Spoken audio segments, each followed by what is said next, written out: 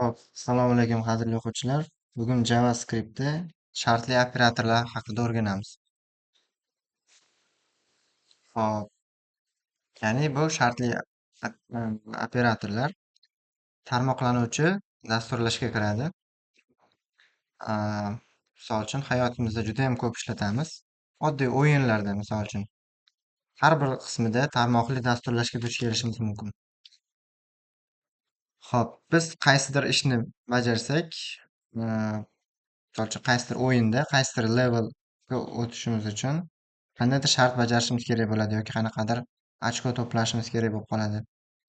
Agar buncha ochko to'plashsa, bu yerga borsin. Ya'ni mana bu levelda olsin yoki buncha ochko to'plasa mana bu levelda olsin deyishimiz mumkin. Yoki bitta misol qilishim mumkin. Tasavvur qiling, siz bitta o'yin o'ynayapsiz, 50 ball ochko to'plashingiz kerak. 30 ta o'yinchi qatnashyapti. Birinchi, ikkinchi, uchinchi o'rinlar bor. 40 dan 50 gacha bo'lgan oraliqda ochko to'plaganlar misol uchun nima bo'lsin? Oltin medal olishi kerak. 30 dan 40 gacha bo'lsa kumush, 20 dan misol uchun 30 gacha bo'ladiganlar misol uchun o'sha bronza medalini olsin. Endi to'g'risi zo'r misol keltirolmayapman. Bo'ladi, misol uchun tasavvur qiling shunday. Shunda biz bu yoqda dasturlashda yoziladi. Agar uni ochkosi 40 dan katta va 50 dan kichik bo'ladigan bo'lsa oltin medal olsin deydi. 30 dan 40 oralig'ida bo'lsa kumush va 20 dan 30 oralig'ida bo'lsa bronza medal olsin deydi. Xo'p, xullas shunga o'xshagan misollar juda ham ko'p. Aslida hayotimiz to'la o'zi mana shunaqa shartli operatorlarni logikasiga o'xshagan to'la ifodalar bor. Xo'p, misol uchun siz bugun dars qilishingiz ham mumkin, qilmasligingiz ham mumkin. Kelajakda misol uchun uni dars qilsangiz, uni rohatini ko'rishingiz mumkin, uni samarasini ko'rishingiz mumkin. Dars qilmasangiz ham o'sha dars qilmaganligi samarasini ko'rishingiz mumkin.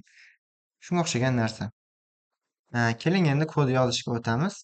Shartli operatorlar JavaScriptda qanday yoziladi? Keling, birinchi o'rinda if ni ko'ramiz. If degan kalit so'zdan boshlaymiz. If nima degani?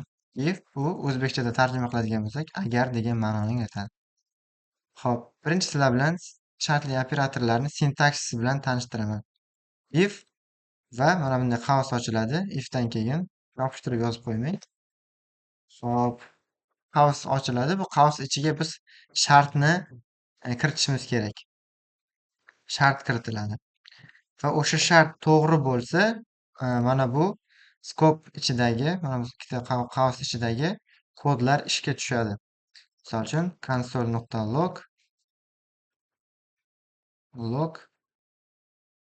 shart true bo'ladi degan yozuv chiqyapti misol uchun. Xo'p, keling mana bu yer bu kod ishlashi uchun bu yer nima qaytarish kerak ekan? Bizga mantiqan to'g'ri bo'lishi kerak ekan. Dasturlashda mantiqan to'g'ri va yolg'on degan narsa bizda o'tgan darslarda true va false degan edi. Demak, mana bu yer true bo'ladigan bo'lsa, bu shart ishlar ekan. Keling, mana bu yerga true yozib qo'yamiz. Bu shart ishlash uchun. Endi live serverda ishga tushirib, kompyuterimizni run qilib, konsol qismiga o'tadigan bo'lsak, shart true bo'ladi degan yozuv chiqdi. Ya'ni mana bu qism ishlagani uchun, mana bu qism true bo'lgani uchun bu qism ishladi. Endi keling, buni false qilib qo'yamiz. False qilamiz. Bu yerga hech qanaqa ma'lumot chiqmadi. Chunki mana bu skop ichidagi kod ishlamadi, chunki bu yerda shart qanoatlantirilmadi.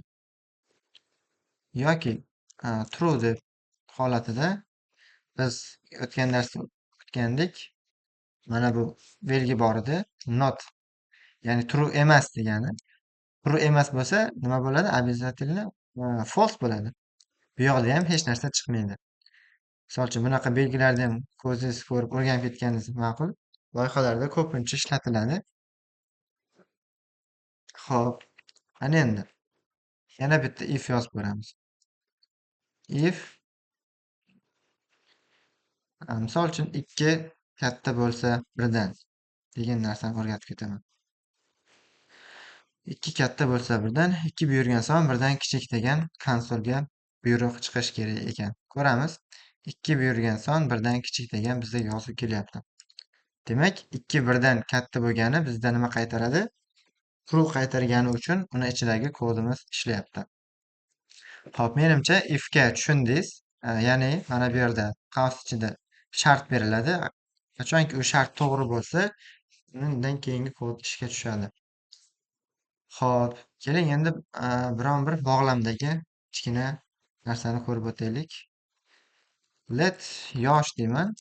Yosh teng, misol uchun 19 ga. Agar misol uchun yosh 19 ga teng bo'lsa, 19 ga teng bo'lsa, xo'p, console.logga misol uchun sen maktabni bitirgansan deymiz.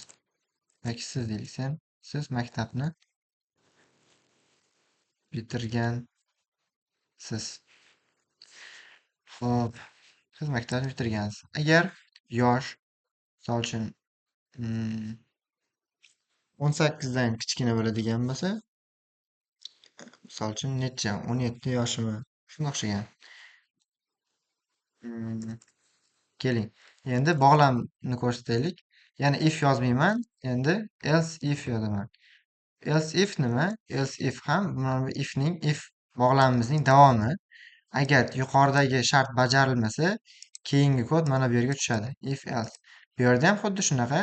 Mana bu yerda shart bajariladi. Shartdan keyin mana bu yerda skopimiz ichiga kodimiz yoziladi. Agar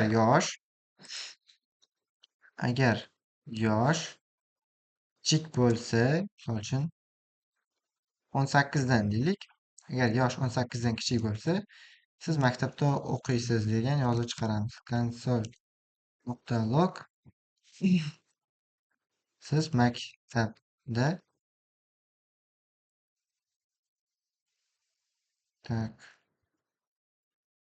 o'qiysiz. Qarang. Bitta qo'shtirnoq yozsam o'sha xatolik beradi. O'qiysiz. Chunki tashqaridan bitta qo'shtirnoq bilan yopgandik. O'tgan darsda o'rgatgandim buni. Nima bilan hal qilish mumkin? Backtick bilan, backslash bilan hal qilish mumkin. Xo'p, endi yana bitta else if bog'lam ochamiz. Agar else if deymiz, yana shart bajariladi. Bu yoqda istagancha shart qo'shib ketishingiz mumkin. Agar yosh katta bo'lsa 18 dan katta yoki misol uchun teng bo'lsa, teng ham bo'lishi mumkin 18 ga. 18 ga teng bo'lsa, siz balog'at yoshidasiz deyishimiz mumkin misol uchun. Siz balog'at yoshidasiz. Keling, mana buni backslashni yopib qo'yamiz. Bo'ldi. Tasavvur qiling, agar shunday yosh aytildiki, mana bu shartlarni hech qaysisiga mos kelmayapti, hech qaysi turi qaytarmadi. Shunday holatda yuzerga nima qaytarish kerak? Shunaqa holatlarda biz else qaytarishimiz kerak bo'ladi. Else'da hech qanaqa e'tibor bering, shart berilmaydi. Qiyinlik qanaqa gap chiqardim? Yosh bilan tizimga keling, yoshni aniqlashda muammo bo'ldi deylik. Muammo bo'ldi. Bu yerga ham xuddi shunday backslash o'tkazamiz. Xo'p. Keling, ishlatib ko'ramiz. OpenOS Live Server. O'zi bor edi mana. Siz maktabni bitirgansiz degan yozuv keldi. Nima uchun? Chunki yoshimiz 19 da 19 ga teng bo'lgani uchun bu true qaytaradi. Siz maktabni bitirgansiz degan yozuv keldi. Xo'p, tasavvur qiling, endi buni 12 yosh qilib qo'yamiz.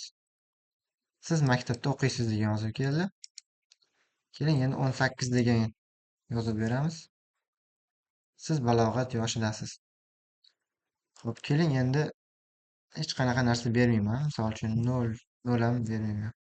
Qanaqadir string beraman. Mana. Nima bo'ldi? Yosh aniqlashda muammo bo'ldi degan mana else'dagi konsolimiz chiqib keldi. Ya'ni string berganimiz hech qaysi shartga to'g'ri kelmaydi. O'shaning uchun mana bu yerdagi else'dagi kod ishlaydi. Xo'p, if else bo'yicha o'zi shu unaqa ko'p narsa yo'q. Keling endi kichkina loyiha qilib ko'ramiz. Misol uchun avtobuslarda 7 yoshdan kichiklarga misol uchun pul olinmaydi. Keling, mana shuni algoritmini tuzib ko'ramiz. Let yosh degan bizda o'zgaruvchi bo'lsin. Keling, yosh hozircha 5 yosh bo'lsin.